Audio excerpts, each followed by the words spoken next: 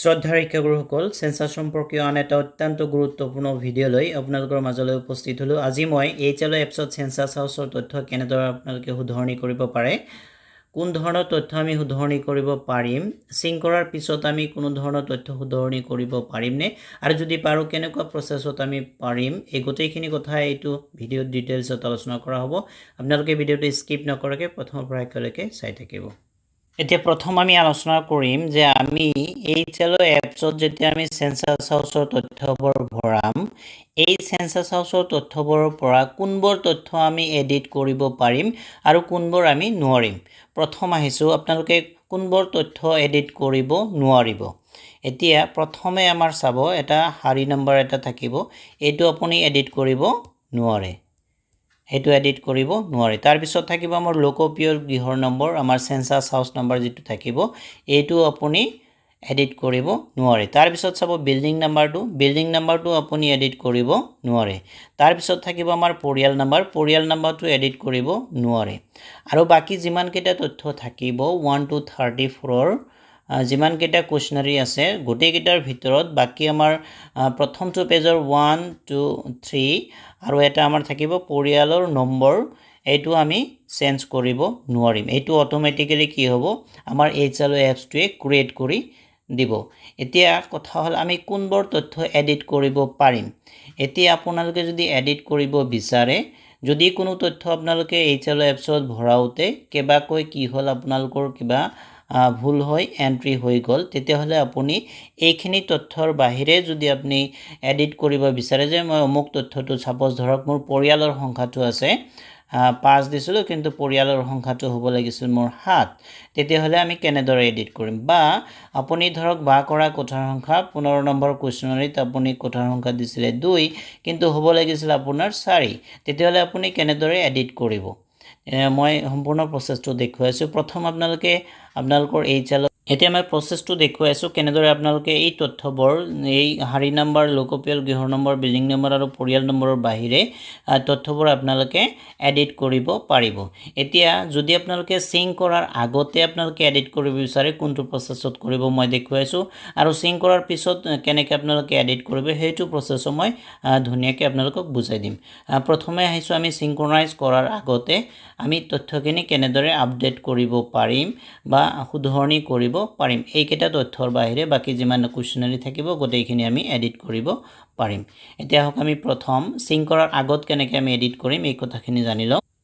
প্ৰথম আপোনালোকৰ যেতিয়া HLO এপছটো ওপেন কৰিব, কৰাৰ পিছত আপোনালোকৰ এনেকুৱা ধৰণৰ ইণ্টাৰফেচটো খোল খাব। এতিয়া সিংক্ৰনাইজ কৰাৰ আগতে যিখিনি ডেটা আমি ইতিমধ্যে কমপ্লিট কৰিছোঁ, সেই গোটেইখিনি ডেটা আমাৰ আপডেশ্যন ডেটা বা তথ্য আপডেটত আমাৰ থাকি যাব।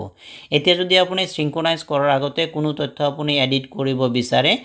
বাকি সেই 4টা অপশ্যনৰ বাহিৰে, যেনেকৈ আমাৰ লাইন নাম্বাৰ,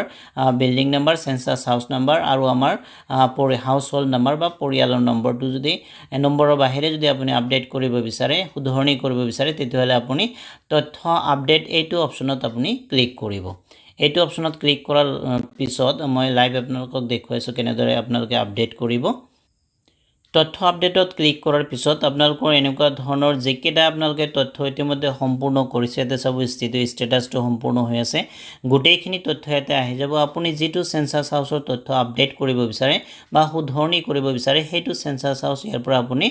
বিচাৰি উলিয়াই ল'ব লাগিব। সাপোজ মই উদাহৰণস্বৰূপে কৈছোঁ, মোৰ শাৰী নম্বৰ 1, লোকপিয়ল গৃহ নম্বৰ 1, বিল্ডিং নম্বৰ 1, পৰিয়াল নম্বৰ 001,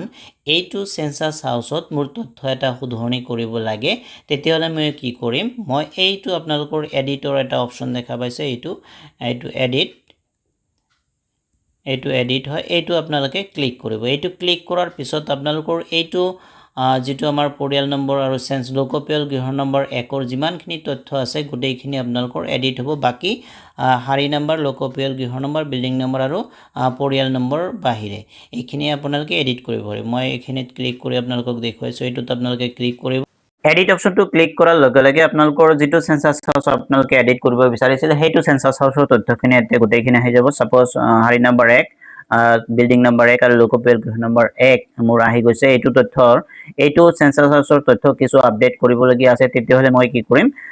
এতিয়া চাব এই তলত আপোনালোকে অপশ্যন দেখা পাইছে পিছলৈ, বা ইংলিছত যদি থাকে নেক্সট, তেতিয়াহ'লে আপোনালোকে নেক্সট মাৰি যিটো কুৱেশ্যনাৰীত আপোনালোকে এডিট কৰিবলগীয়া আছে বা আপডেট কৰিবলগীয়া আছে সেই কুৱেশ্যনাৰীত আপোনালোকে যাব পাৰিব যোৱাৰ পিছত আপোনালোকে তথ্যখিনি শুধৰাই আকৌ আপোনালোকে কি কৰিব নেক্সট মাৰি একেবাৰে শেষলৈ গৈ আকৌ আপুনি এই তথ্যখিনি গোটেইখিনি সাবমিট কৰি দিব লাগিব তেতিয়াহ'লে আমাৰ তথ্যখিনি শুধৰণি হ'ব এতিয়া আন এটা অপচন আছে আমাৰ যদি আপোনালোকে পিছলৈ মাৰি বা নেক্সট মাৰি আপোনালোকে বহুত সময়ৰ প্ৰয়োজন হ'ব তেতিয়াহ'লে আপোনালোকে কি কৰিব এইটো জাম্প অপচন আপোনালোকে দেখা পাইছে জাম্প অপচনটোত আপোনালোকে ক্লিক কৰিব জাম্প অপচনত যেতিয়া ক্লিক কৰিব এনেকুৱা ধৰণৰ ইন্টাৰফেস এটা খোল খাব এটা চাব এতিয়া আপুনি যেটো কুৱেশ্যনাৰীত আপুনি যাব সেই কুৱেশ্যনাৰী ইয়াৰ পৰা আপুনি প্ৰশ্ন বাছনি কৰক বুলি লিখা আছে এই ড্ৰপ বক্সত আপুনি ক্লিক কৰাৰ লগে লগে কোনটো প্ৰশ্নত আপুনি যাব সাপোজ ধৰক মই 15 নম্বৰ কুৱেশ্যনাৰীত যাম যে বা কৰা কথাৰ সংখ্যা সাপোজ ধৰক যিমান দিছো তাতকে এটা কথা মই এতিয়া বঢ়াই দিব লাগে তেতিয়াহ'লে মই কি কৰিম এই ইয়াৰ পৰা 15 নম্বৰ কুৱেশ্যনাৰীটো মই সিলেক্ট কৰিম এটা সব মোৰ সিলেক্ট হৈ গৈছে বা কৰা কথাৰ সংখ্যা এতিয়া মই কি কৰিম এই জাম্প অপচনটোত এতে জাম্প অপচনটো দেখা পাইছে এই জাম্প অপচনটোত ক্লিক কৰিম ক্লিক কৰাৰ লগে লগে চাব এই যে মোৰ 15 নম্বৰ কুৱেশ্যনাৰীটো মোৰ আহি গৈছে যে বা কৰা কথাৰ সংখ্যা সাপোজ এতে মই 2 দিছিলো কিন্তু মই এডিট কৰি এতিয়া মোক কি দিব লাগে 3 দিব লাগে তেতিয়াহ'লে মই কি কৰিম এতে এডিট অপচনত ক্লিক কৰিম এইটো ক্লিক কৰিম ক্লিক কৰাৰ পিছত এইটো মই কাটাৰ পিছত মই এতে 3 বুলি মই উল্লেখ কৰি মই আকৌ কি কৰিম পিছলৈ বা নেক্সট মাৰি আপুনি গোটেইখিনি তথ্য আপুনি একেবাৰে চেক কৰি হেকত গৈ সাপোজ ধৰক মই এইটো পিছলৈ গৈ পিছলৈ এনেকে গৈ একেবাৰে আপুনি যিমান কিটা কুৱেশ্যনাৰী আছে গোটেইখিনি একে থাকিব সেম হৈ আছে এতিয়া পিছলৈ গৈ সাপোজ ধৰক এতে আহিলো এতে আৰু পিছত একেবাৰে লাষ্ট কুৱেশ্যনাৰীত এইটো আহিলো মোবাইল নম্বৰ আছে এইটো মই কি কৰিম আকৌ দাখিল কৰক অপচনটোত মই ক্লিক কৰিম ক্লিক কৰাৰ পিছত এনেকুৱা ধৰণৰ ইন্টাৰফেস খোল খাব এতিয়া আপুনি নিশ্চিত কৰক বুটামটো টিপি দিয়াৰ লগে লগে গোটেইখিনি আমাৰ যেটো তথ্য আগত সেভ আছিল সেইখিনি আৰু যেখিনি এডিট কৰা হৈছে সেইখিনি আপডেট হৈ একেবাৰে কনফাৰ্ম অপচনটোত যেতিয়া নিশ্চিত কৰক বুলি ক্লিক কৰিব হেতু আপডেটেড হৈ যাব এনেকুৱা ধৰণে আমি সিঙ্ক কৰাৰ আগত আমি তথ্যখিনি আপডেট কৰিব পাৰো আৰু এতিয়া মই আলোচনা কৰিম সিঙ্ক কৰাৰ পিছত আমি কেনেদৰে তথ্যবোৰ আপডেট কৰিব পাৰিম এই আলোচনা কৰিম আমি আফটাৰ সিঙ্ক্ৰনাইজ কৰাৰ পিছত আমি কেনেদৰে কোনো এটা তথ্য শুধৰণি কৰিব পাৰিম বা আপডেট কৰিব পাৰিম এতিয়া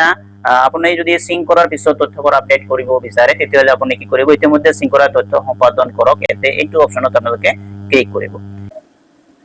ইতিমধ্যে সিঙ্ক কৰা তথ্য সম্পাদন কৰক এতে আপোনালোকে ক্লিক কৰাৰ পিছত এতে আপোনালোকৰ যিমান কিটা ইতিমধ্যে আপোনালোকে সিঙ্ক্ৰনাইজ কৰিছে আপোনাৰ সেন্সাস হাউসৰ তথ্য গোটেইখিনি তথ্য এটা আহি যাব এতিয়া আপুনি যেটো সেন্সাস হাউসৰ তথ্য আপুনি এডিট কৰিব বিচাৰে আপডেট কৰিব বিচাৰে হেতুত আপুনি কি কৰিব এইটো দেখা পাইছে আপোনালোকে এইটো এডিট চিহ্নটো এই এডিট অপচনটোত আপোনালোকে ক্লিক কৰিব ক্লিক কৰাৰ পিছত এতিয়া চাব এটা ইন্টাৰফেস খোল খাইছে এতে আপোনালোকে ধুনিয়াকে দেখা পাইছে চাব যে কাৰণটো দিব এতিয়া যেহেতু আফটাৰ সিঙ্ক্ৰনাইজৰ পিছত যদি আমি এডিট কৰো এডিট কৰোতে আমি প্ৰপাৰ ৰিজনটো দিব লাগিব যে কোনে সিঙ্ক্ৰনাইজ ডেটা আপোনাৰ এডিট কৰিব দিছে তেতিয়াহ'লে কোনোবা ক্ষেত্ৰত চাব চাৰ্জ অফিচাৰে বা আমাৰ সুপাৰভাইজাৰে কোনো তথ্য যদি আপোনাৰ কি হয় ভুলকে আমি এন্ট্ৰি কৰো তেতিয়াহ'লে সুপাৰভাইজাৰ বা চাৰ্জ অফিচাৰে আমাক সেই তথ্যখিনি শুধৰাই পুনৰ সেই তথ্যখিনি দাখিল কৰিবলৈ আদেশ দিব পাৰে তেতিয়াহ'লে আমি কি কৰিম পৰ্যবেক্ষকৰ দ্বাৰা আমি অপচনটো চুজ কৰিম আৰু যদি চাৰ্জ অফিচাৰে আমাক কিবা শুধৰণি কৰিব দিয়ে বা এডিট কৰিব দিয়ে যে এইটো তথ্য আপুনি এডিট কৰক বা শুধৰণি কৰক তেতিয়াহ'লে চাৰ্জ অফিচাৰৰ দ্বাৰা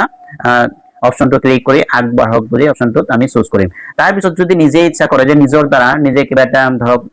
ভুলকে এন্ট্ৰি কৰা গৈছে ভুলবশত তেতিয়াহ'লে নিজৰ দ্বাৰা যদি আপুনি এডিট কৰিব বিচাৰে তেতিয়াহ'লে তলত এটা অপচন চাব নিজৰ দ্বাৰা এটা অপচন এটা আছে এইটো অপচনত আপুনি ক্লিক কৰিব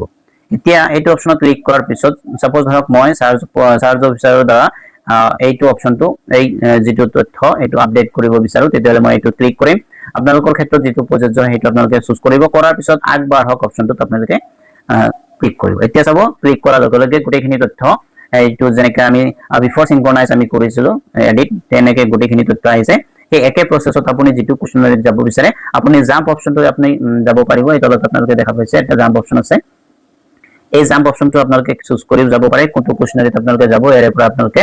বাছনি কৰিব পাৰে বাছনি কৰি যেটো আপোনালোকৰ শুধৰণি বা আপডেট কৰিবলগীয়া আছে আপডেট